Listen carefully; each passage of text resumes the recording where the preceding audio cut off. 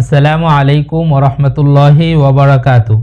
সম্মানিত আমার প্রিয় বন্ধু, আজকের ভিডিওতে আমরা নুরানি সিলেবাসের অন্তর্ভুক্ত যেই সমস্ত হাদিসগুলো রয়েছে সেই হাদিসগুলো প্রথম 5টি হাদিস শোনার চেষ্টা করব। তো প্রিয় বন্ধুরা, কথা না বাড়িয়ে চলুন আমরা হাদিসের সংজ্ঞা এবং 1 থেকে 5টি হাদিস অর্থ সহকারে জানার চেষ্টা করি। সেই সাথে সাথে হাদিসের উপরে আমল করার জন্য কিছু হালকা বয়ান পেশ করার চেষ্টা করব ইনশাআল্লাহ। তো চলুন শুরুতেই আমরা জেনে আসি হাদিসের সংজ্ঞা।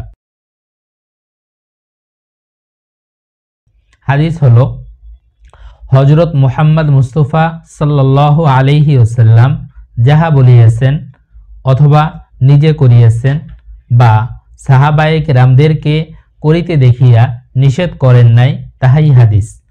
তো এখান থেকে আমরা জানতে পারলাম রাসূল সাল্লাল্লাহু আলাইহি ওয়াসাল্লাম যাহা বলেছেন বা নিজে করেছেন বা সাহাবায়ে কেরাম করতে দেখছেন কিন্তু তিনি নিষেধ করেন নাই, এইগুলো সবই হাদিস। তো প্রিয় বন্ধুরা, চলুন আমরা 1 নম্বর হাদিসটি অর্থসহ জেনে আসি। 1 নম্বর হাদিস শরীফ, আখলিস দীনাকা ইয়াকফিকাল আমালুল কলিল। অর্থ, তোমার ঈমানকে খাঁটি করো, অল্প আমলি নাজাতের জন্য যথেষ্ট হইবে।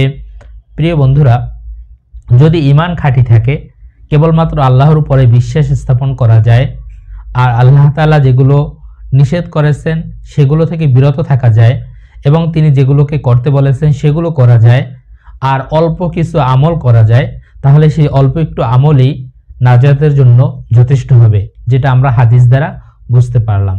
এরপরে আমরা 2 নম্বর হাদিসটি আপনাদের সামনে বলবো। 2 নম্বর হাদিস শরীফ এখন আমরা শুনব। 2 নম্বর হাদিসটি হলো, খায়রুকুম মান তাআল্লামাল কুরআনা ওয়া আল্লামা। অর্থ, তোমাদের মধ্যে সর্বোত্তম ওই ব্যক্তি যে কোরআন মাজিদ শিক্ষা করে এবং শিক্ষা দেয়। প্রিয় বন্ধুরা, আমাদের সমাজে যেই সব লোকেরা কোরআন মাজিদ শিক্ষা করে এবং শিক্ষা দেয়, নবী করিম সাল্লাল্লাহু আলাইহি ওয়াসাল্লাম তাদেরকে উত্তম বলেছেন। অতএব আমাদের উত্তম হওয়ার জন্য কোরআন মাজিদকে শিক্ষা করতে হবে আর যারা কোরআন মাজিদ শিখেছে তাদেরকে শিক্ষা দিতে হবে।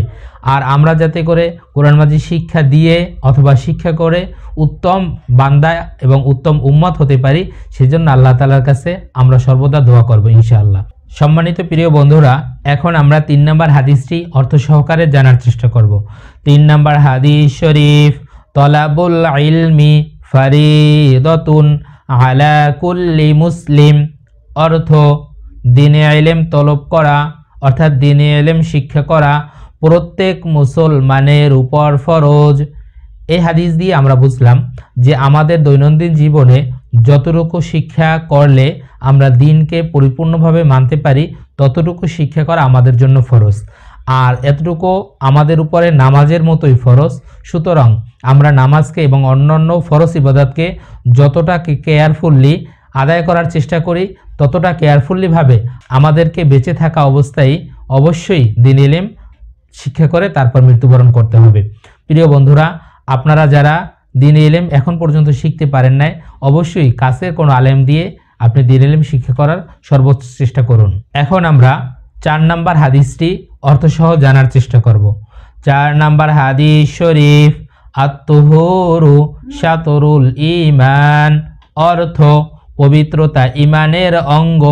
প্রিয় বন্ধুরা, অবশ্যই আমাদেরকে পবিত্র থাকতে হবে। আল্লাহ তাআলা পবিত্রতাকে পছন্দ করেন, এ সম্পর্কে আমরা একটি হাদিস জেনে নিলাম। এখন আমরা সর্বশেষ 5 নম্বর হাদিসটি অর্থ সহকারে জানার চেষ্টা করব। চলুন আমরা 5 নম্বর হাদিসটি জেনে আসি। 5 নম্বর হাদিস শরীফ, মিফতাহুল জান্নাতিস সালাহ। অর্থ, নামাজ বেহেশতের চাবি। প্রিয় বন্ধুরা, হাদিস থেকে জানলাম নামাজ বেহেশতের চাবি। অতএব আমরা যাতে করে আমাদের প্রতিনিয়ত যেই ফরজ নামাজগুলো আছে যথা নিয়মে আদায় করতে পারি, আল্লাহর কাছ থেকে আমরা সেই করুণা ভিক্ষা চাই। সেই সাথে সাথে আমরাও চেষ্টা করব আল্লাহ তাআলা আমাদেরকে এই 5টা হাদিস অনুযায়ী জীবনযাপন করার তৌফিক দান করুন। আমিন।